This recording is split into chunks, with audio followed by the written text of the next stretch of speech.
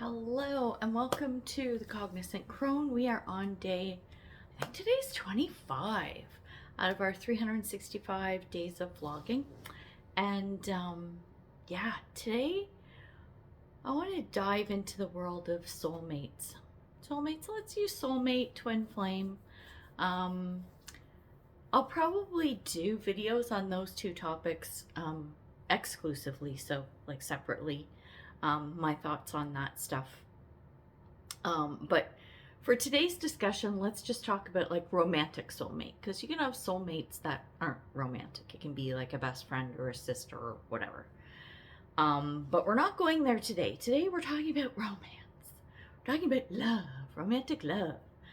And I was thinking about this from the perspective of the dating world as it is today. Now, full disclosure, I am not dating. I have not dated in forever.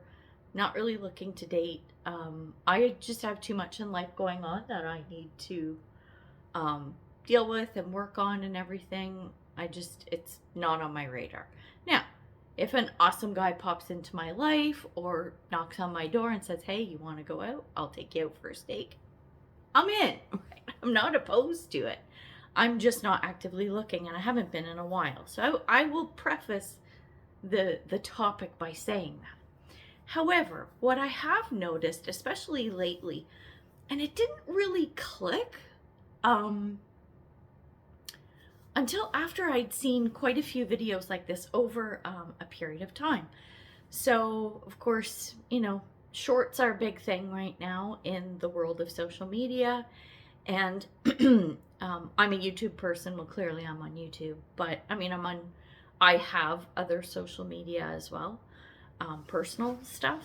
And, but YouTube is my go-to. I love YouTube, always have. So it's my number one, it's my go-to. And of course I have all kinds of shorts popping up in my feed and whatever. And I'll watch some of them, quite a few of them actually, and some are good and some are whatever. But a lot of the videos that I've been seeing lately are around the dating world, and the topics are things like, this is why men are no longer dating in 2024. This is why women are no longer dating in 2024. And it's like this battle of the sexes. It's like, well, women aren't dating because men are like this and this and this. And guys aren't dating because women are like this and this and this. And I'm like, are we still here? Are we still doing this? Like, it's so counterintuitive from a spiritual perspective. Now, I will also say that the videos that I'm talking about that I see are not put on by spiritual gurus or spiritual teachers or anything like that. These are just like normal people speaking from a normal perspective, which is fine. But there is so much bitterness and resentment and animosity about the two sexes talking about each other and how they behave and all the crap they go through with dating and this one, and like people reacting to videos where a person will say, oh my God, I can't believe this person did this to me and blah, blah, blah. And then they tear that person apart. And it's like, I get that reaction videos are a big thing. And I get that it's really easy to kind of tear down or pick at one gender or the other, right? And I'm not saying that one is better than the other, one's right and one's wrong. It's all personal experience and preference and everything, right? So here's the thing, the overarching theme is just complaining about the opposite sex or how people treated you on a date or through text or over social media and stuff. And to me, I'm like, why are you even putting that out there? Why are you even doing that? For one, well, it's for views, that's why. I get it. Is it to prove a point? Is it for validation for other people to say, yeah, that person was terrible, they shouldn't have done that to you? Maybe, right? Maybe that's why they do it. But at the end of the day, I'm like, think about law of attraction and think about manifestation. What are those people putting out to the universe? What are they putting out to the universe? bitching, complaining, and talking about how everyone sucks. Guess what they're getting? They're going to keep getting that. Why aren't people going out there? And there are a few, I have seen them, who are actually talking about, like, saying uplifting things about the opposite sex, right? And I don't go from, like, I go from a heterosexual perspective, because that's my preference, right? Like, I'm hetero. So that's how I speak, right? So if that doesn't fly with you, well, whatever. Insert your own thingamajiggies, right? So if you're bi, look at it from a bi perspective, male, female, fucking, I don't care. It doesn't matter. On this channel, we don't give a fuck about any of that stuff. So there you go. But the point is that, you know, it's nice when a heterosexual man is saying all these, like, awesome things about women. And, you know, this is the kind of woman you want to look for, you know, one who's going to be supportive and is safe to be around. I mean, as in, you can be vulnerable with them and stuff. And there are a few men out there talking like this, and it's lovely. And same thing with women. Like, there was a woman, and it was an amazing video. And she was talking about her husband in defense of people who would, like, kind of put them down almost as a couple. And I think it was as a couple, because she's talking about, hey, you know what? I have a meal ready for my man, and I take care of the kids, and all the chores are done. So when my man comes in, he's got his dinner on the table, and blah, blah, blah. And she got bashed for that. Your husband, you shouldn't have to do that for your husband, blah, right? And so she made another video, and she goes, listen, my husband built this house we live in with his bare hands. He built it from scratch. This is what I'm doing for him because he deserves it. She shut everyone right down. I'm like, good. It's nobody's business what you do for your spouse, right? It's the weirdest thing. And it was so lovely to hear, because it's like, I can do whatever I want to honor my partner, right? My spouse, boyfriend, girlfriend, whatever. I do whatever I want. You have no say, and you have no right to tear me down for that. So I know this is going a little bit off script, and can you tell I'm a little passionate about this? So, but the point is that those who lift people up are the ones who are going to be rewarded, are the ones who are going to see the positive things flowing their way. So if you've been having a tough time dating, or you're watching these hate videos, you might want to stop. Maybe start making some videos and going, you know what I'm looking for in a guy? And put positive stuff, not like, you know, well endowed and lots of money. Don't put that stupid shit. Put things like, you know, a guy I can trust, and a guy who's nice to me, and a guy who respects his family and has good friends and is a good friend. Like, all these really nice things, right? Start putting that out to the universe. What do you want? It's not about the material stuff. It's about how you get treated and are treated by a partner. This is when that starts to flow to you. Do you see what I'm saying? I hope this makes sense. So when it comes to soulmate, I mean, if you're looking for, you know, the ultimate, well, my personal belief is that we have more than one. And I'm talking romantic soulmates, okay? There isn't just one. I think there are tons of them.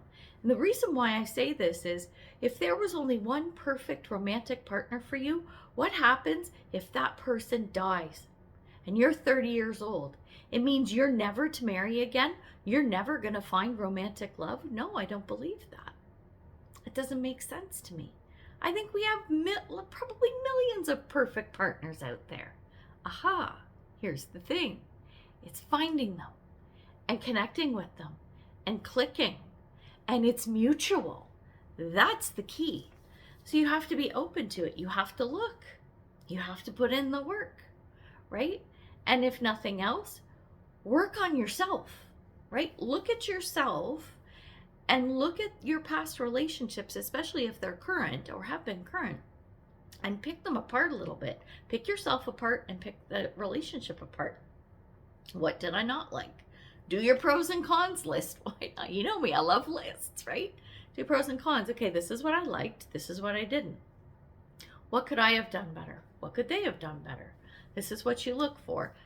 You collect all this information and just anchor that into you, like, this is what I'd really like in a partner, with the caveat of being open to not getting everything you want.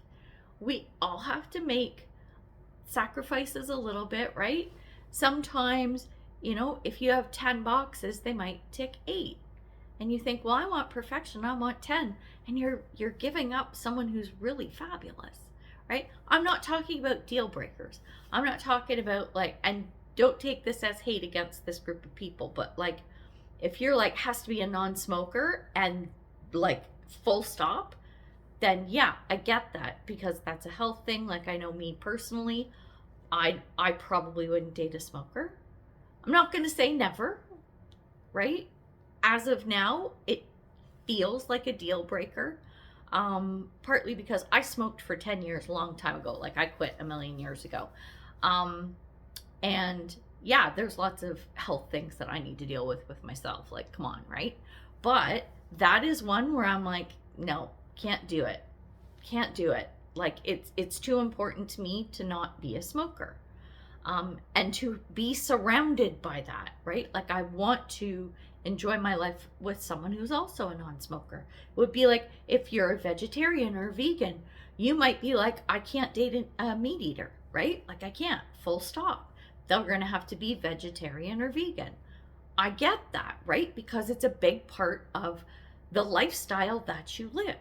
Do you see what I'm saying? So there's that. And then there's the obvious, okay? Someone who doesn't cheat, someone who isn't abusive, right? Whether it's mentally, verbally, physically, sexually, no abuse and all of that kind of stuff.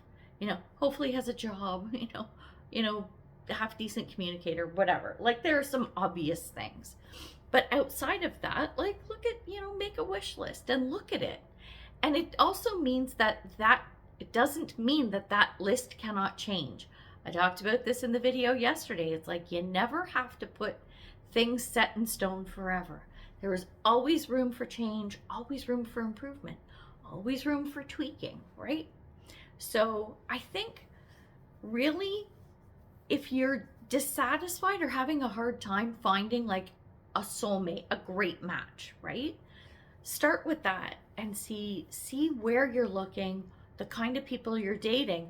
Is this the same face, or what is it? The same person with a different face, right? You have a type and you keep dating the same ones over and over again. Watch for that, right? And then something that could be kind of fun is go completely outside the box. So if you have a type, date the opposite. Just try it, because you never know, right? Or someone maybe who has an interest outside of something you would have ever thought of or pursued, right? And maybe try it. Let's say, I don't know, you have never skied or played golf or something like that, right? You've never golfed. And you meet someone who's an avid golfer or an avid skier. Well, maybe check that out or try that out. Or you meet someone who's a huge Dungeons and Dragons nerd, right? Loves Dungeons and Dragons. You know what? Get into it. Check it out, right? Try something new within a relationship. Even when it's new, screw it. Why not? You got nothing to lose. You're trying something new anyway. You're trying a new partner.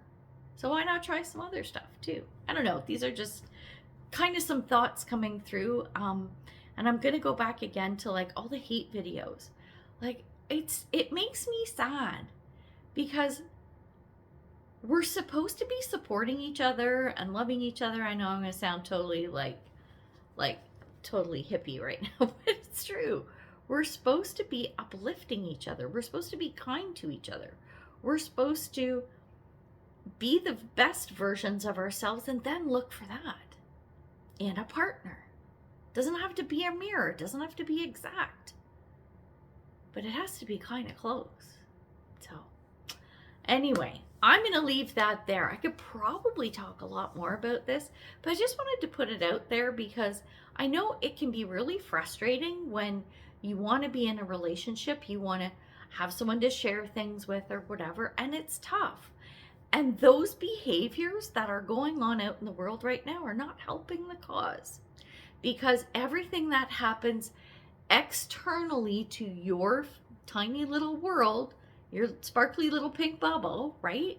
Everything that happens outside of there does have an effect, right?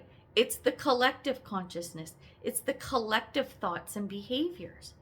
And if we work to switch that to a more upbeat, happy, accepting, loving, curious kind of energy, and get rid of all the hate and the nitpicking and the making fun of and playing the blame game, that I think in and of itself would make it so much easier.